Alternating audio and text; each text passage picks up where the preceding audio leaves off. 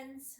This week for our history, we're going to be learning about two famous Virginians. Now, in the past, we've learned about some famous Virginians. If you can remember, one of them was the father of our country, which was George Washington.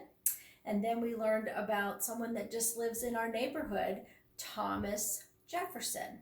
Well, another famous Virginian that we're going to talk about this week is known and named as Arthur Ashe.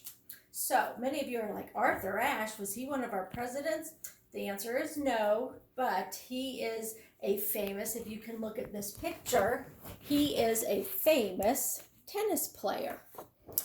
And you're wondering, well, Miss Harf, why do we have to learn about Arthur Ashe? Well, what he stood for is very important. And I'm going to tell you a little about him, but we're going to start where it all began, where he was born in Richmond, Virginia. Now, if you remember, Richmond is our capital of our state, and it still is, but that's where he was born, and he was born on July the 10th in 1943. Well, when Arthur was growing up, he loved to play sports, but he wasn't very strong. So he started to play tennis. And do you know how old he was when he played tennis?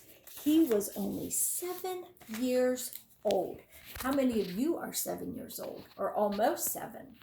Well, he got to be very good at it. And if you can see the picture, he's won a lot of different trophies.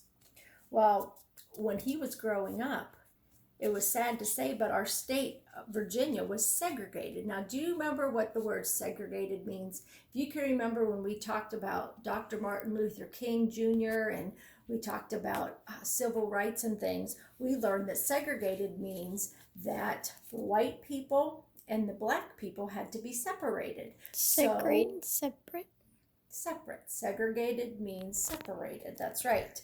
So when Arthur was growing up, he wasn't allowed to play tennis with any of the white children.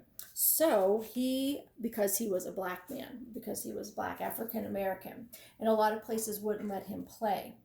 But he kept playing, and he didn't think that that was very fair. Well, he ended up going to school at a local place. It was called Maggie L. Walker High School, and that as well is in Richmond. And we're going to be talking about Maggie Walker here in the next day or two. Well, he goes to school for high school, and then he ended up going to college at the University of California. He ended up getting a scholarship to go there and guess what? He got a scholarship for playing tennis. So when he went to the University of California in Los Angeles, he became the captain of the tennis team. Well, he was so amazing at playing tennis, and his coaches thought that he was so amazing that his coach always told him, Arthur, if you lose, you'll lose with a smile. And then he also told him that if you lose, you just stay calm. Don't worry about it. Just whatever you do, stay calm.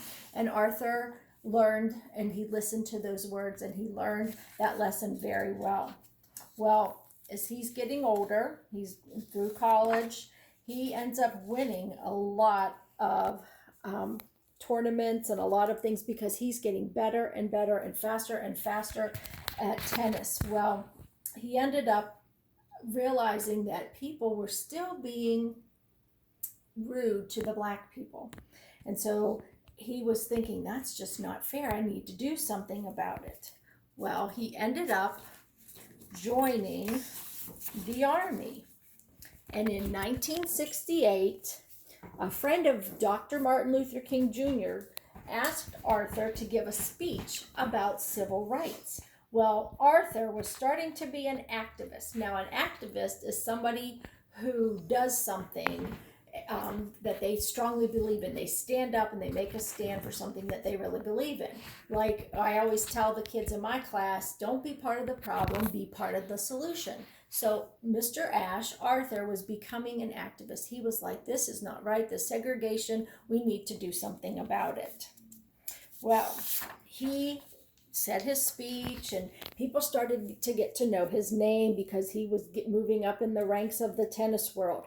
Well, he ended up winning the U.S. Open, and guess what? That is like a major thing in the tennis world. I don't know if it's as big as the Super Bowl in football or the baseball, what do they call it, the World Series, but he had it was a very prestigious award that he had won. He had won the men's single in the U.S. Open, and that was in 1968, and he was the first African American to win that. Well, then he ended up, we'll go to the next picture. There he is winning his trophy. Well, in the next picture, it says in 1975 he won. Now this is the crown jewel of the tennis world. This is known as Wimbledon, and again, he was the first African American to win. Well, he's becoming famous now, and people are getting to know his name, obviously.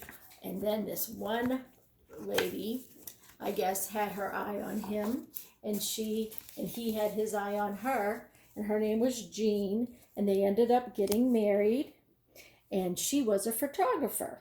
Well, you want to know a funny fact?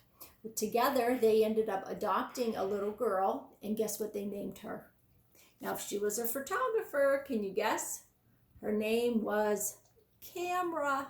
I thought that was kind of funny. Anyway, well, Arthur sadly ended up having a heart attack when he was only 34 years old. And because of his heart condition, he had to stop playing tennis professionally. So he ended up coaching tennis for kids and things. And then after a few years, he just he decided he needed to help fight inequality around the world. So he starts going and talking to different people, heads of states and things, talking about how whites and black people should be treated equally. Well, let's see. Let me have to peek in my notes a second. Okay, so he's fighting for equal rights for all people, and he ended up going to different parts of the world, and he actually wanted to fight racism in South Africa. So he's down there making a difference. He was being part of the solution. Well, this is the sad part of Arthur. Because of his heart condition, he ended up having to have some blood transfusions, and because of that, he contracted a disease that ended up making him very, very sick, where he ended up passing away on February the 6th, 1993. So he was still very young when he passed away. It says that today, though, we remember Arthur Ashe because he made a lot of contributions to Virginia. He was the first African-American winner of a major men's tennis championship, and he also was a leader for civil rights, and he worked for equality for all people. And that's the end of Arthur Ashe. Now, below you're going to see a link of a worksheet, and what I would like for you to do is I would like for you to put those 4 events in the order that they happened. All right, see if you can remember them. Good luck.